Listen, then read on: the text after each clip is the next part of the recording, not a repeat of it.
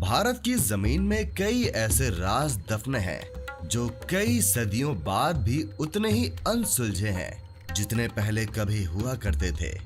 ये रहस्य कुछ ऐसे हैं जिन्हें जितना सुलझाने की कोशिश की जाती है ये उतना ही उलझते चले जाते हैं। ऐसा ही एक राज जैसलमेर शहर से लगभग 35 किलोमीटर दूर बसे कुलधरा गांव में भी दफन है, जो कि पिछले 200 सालों से वीरान पड़ा है। तो आइए आज मैं आपको लेकर चलता हूँ भारत की सबसे भूतिया जगहों में से एक माने जाने वाले कुलधरा गांव में, जिसको रातों रात 5000 लोग हमेशा के लिए छोड़कर चले गए थे। कुलधरा पहुंचने के लिए आप अपने निजी वाहन से या जैसलमेर से कैब लेकर भी आ सकते हैं। बताया जाता है कि कई 100 सालों पहले पालीवाल ब्राह्मण समाज के लोग जैसलमेर में बस गए थे और फिर उन्होंने सरस्वती नदी के किनारे इस कुलधरा गांव को बसाया था। एक ब्राह्मण कधान ने सबसे पहले इस जगह पर अपना घर बनाया था और साथ में एक तालाब भी खोदा था, जिसका नाम उसने उधनसर रखा था। करीब 200 साल पहले जब कुलधरा खंडहर नहीं था, तब इस क्षेत्र के आसपास के 84 गांव पालीवाल ब्राह्मणों से आबाद हुआ करते थे। लेकिन फिर जैसे कुलधरा को किसी की बुरी नजर लग गई। वो शख्स था जैसलमेर रियासत का दीवान सालम सिंह, जिसको लोग सालिम सिंह या सलीम सिंह नाम से भी बुलाया करते थे, जो गांव वालों से अवैध तरीके से कर यानी टैक्स की वसूली किया करता था। अय्याश सालम सिंह की गंदी नजर गांव के मुखिया की खूबसूरत लड़की पर पड़ गई थी और वो उस लड़की के पीछे इस कदर पागल था कि बस किसी भी तरह से उसे पा लेना चाहता था। उसने इसके लिए ब्राह्मणों पर दबाव बनाना शुरू कर दिया। हद तो तब हो गई कि जब सत्ता के मद में चूर उस दीवान ने लड़की के घर संदेश भिजवाया कि अगर अगले पूर्णमासी तक उसे लड़की नहीं मिली तो वो लड़की को उठा ले जाएगा और गांव में कत्लेआम मचा देगा। दीवान और गांव वालों की लड़ाई अब एक कुंवारी लड़की के सम्मान की भी थी और गांव के आत्मसम्मान की भी। गांव की चौपाल पर पालीवाल ब्राह्मणों की बैठक हुई और 5000 से ज्यादा परिवारों ने अपने सम्मान के लिए रियासत छोड़ने का फैसला ले लिया। कहा जाता है कि निर्णय लेने के लिए सभी 84 गांव वाले एक मंदिर पर इकट्ठा हो गए और पंचायतों ने फैसला किया कि कुछ भी हो जाए अपनी लड़की उस दीवान को नहीं देंगे। सारे गांव वाले रात के सन्नाटे में अपना सारा सामान, मवेशी, अनाज और कपड़े लेकर अपने घरों को छोड़कर हमेशा के लिए यहाँ से चले गए और पाली नाम की जगह पर जाकर बस गए और फिर कभी वापस नहीं आए। और कुलधरा कुछ यूं वीरान हुआ कि आज परिंदे भी इस गांव की सरहदों में दाखिल होने से डरते हैं। कहते हैं गांव छोड़ते वक्त उन ब्राह्मणों ने इस जगह को श्राप दिया था कि यहाँ कभी भी कोई बसावट नहीं हो पाएगी। आपको बता दें कि बदलते वक्त के साथ 82 गांव तो दोबारा बस गए, लेकिन 2 गांव कुलधरा और खाभा तमाम कोशिशों के बाद भी आज तक आबाद नहीं हुए हैं। ये गांव अब भारतीय पुरातत्व विभाग के संरक्षण में है, जिसे दिन की रोशनी में सैलानियों के लिए रोज खोल दिया जाता है। मैं बताना चाहूंगा कि जैसलमेर में आज भी सालिम सिंह की हवेली मौजूद है, लेकिन उसे देखने ज्यादा लोग नहीं जाते हैं। आइए जानते हैं कि यहाँ के एक गाइड का कुलधरा के बारे में क्या कहना है। ये जो गांव अभी जो आप जो वॉच देख के आए हैं, ये ऐसे 84 विलेज है। ये सबसे बड़ा गांव था, इसका नाम है कुलधरा गांव है।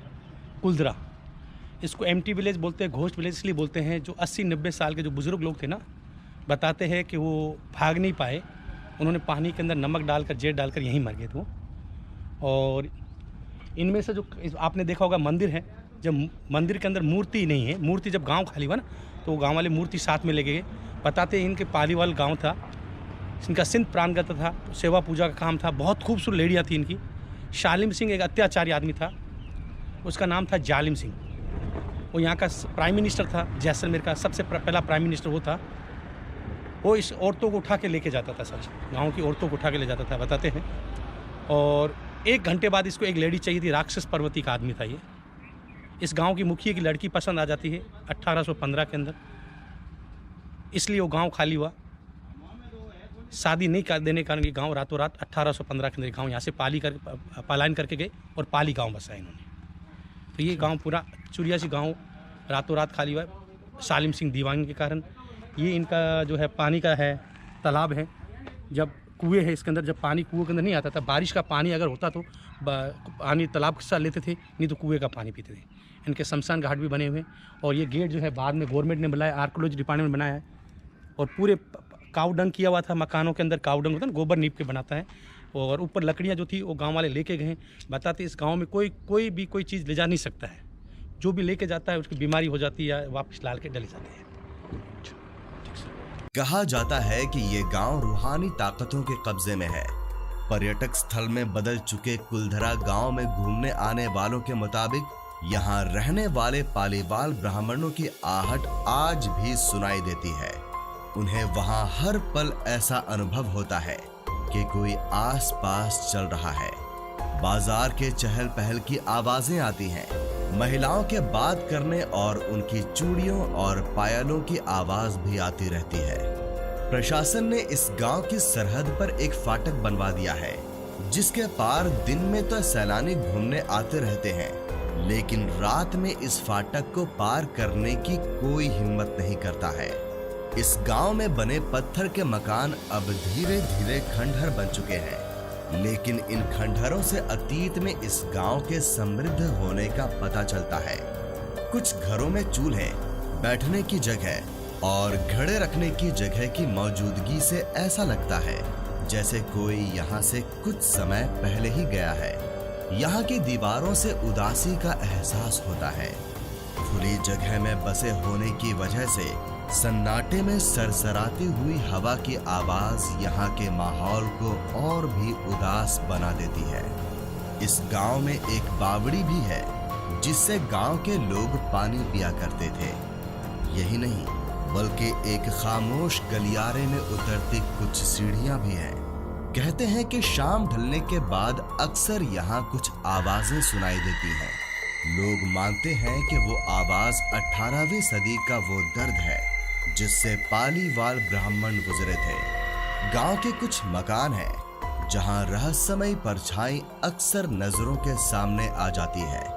दिन की रोशनी में सब कुछ इतिहास की किसी कहानी जैसा लगता है, लेकिन शाम ढलते ही कुलधरा के दरवाजे बंद हो जाते हैं और दिखाई देता है रूहानी ताकतों का एक रहस्यमय संसार। लोग कहते हैं कि रात के वक्त यहाँ जो भी आया वो हादसे का शिकार हो गया। मई 2013 में दिल्ली से भूत प्रेत व आत्माओं पर रिसर्च करने वाली पैरानॉर्मल सोसाइटी की टीम ने कुलधरा गांव में रात बिताई थी। टीम ने माना कि यहाँ कुछ न कुछ असामान्य जरूर है। शाम के वक्त उनका ड्रोन कैमरा आसमान से गांव की तस्वीर ले रहा था, लेकिन उस बावड़ी के ऊपर आते ही वो कैमरा हवा में गोते लगाता हुआ जमीन पर आ गिरा, जैसे कोई था जिसे वो कैमरा मंजूर ना हो। ये सच है कि कुलधरा से हजारों परिवारों का पलायन हुआ, लेकिन ये भी सच है कि कुलधरा में आज भी राजस्थानी संस्कृति की झलक मिलती है।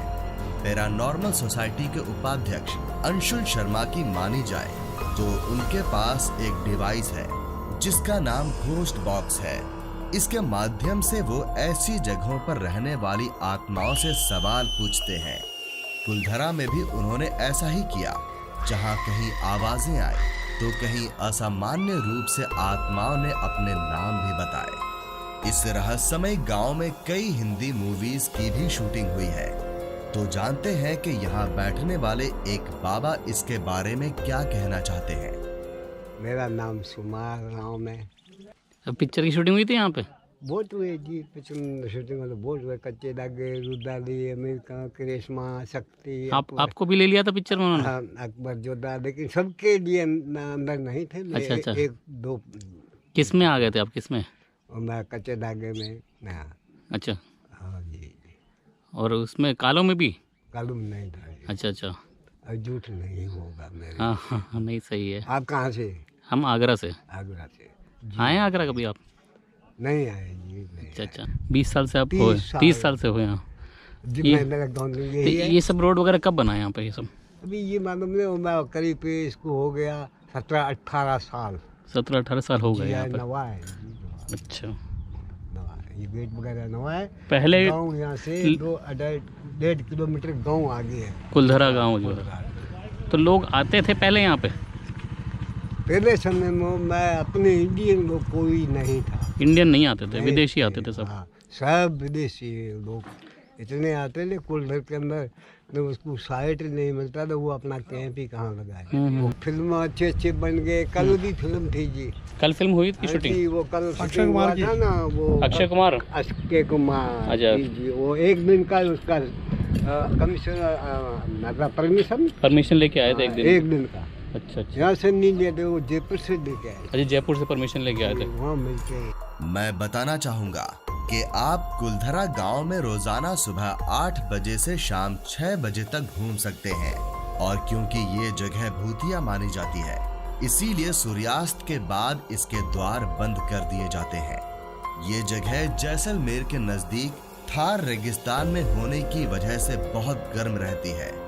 इसीलिए यहाँ घूमने के सबसे अच्छे महीने दिसंबर और जनवरी के हैं, जब आपको यहाँ गर्मी नहीं लगेगी और धूप से परेशान हुए बिना आप रेगिस्तान में सुनसान पड़े इस कुलधरा गांव को आराम से घूम सकते हैं। तो ये था कुलधरा गांव और इससे जुड़ा रोचक इतिहास और रहस्य। अगर आप चाहते हैं कि मैं किसी खास इमारत का वीडियो आपके लिए बनाऊं, तो उस जगह का नाम नीचे कमेंट करके जरूर बताइएगा। अगर आपको मेरा ये वीडियो पसंद आया हो तो इसको लाइक और शेयर करना मत भूलिएगा। और अगर आप मेरे चैनल पर नए हैं तो इसको सब्सक्राइब जरूर कर लीजिएगा। आपका बहुत बहुत धन्यवाद। आपका दिन शुभ रहे।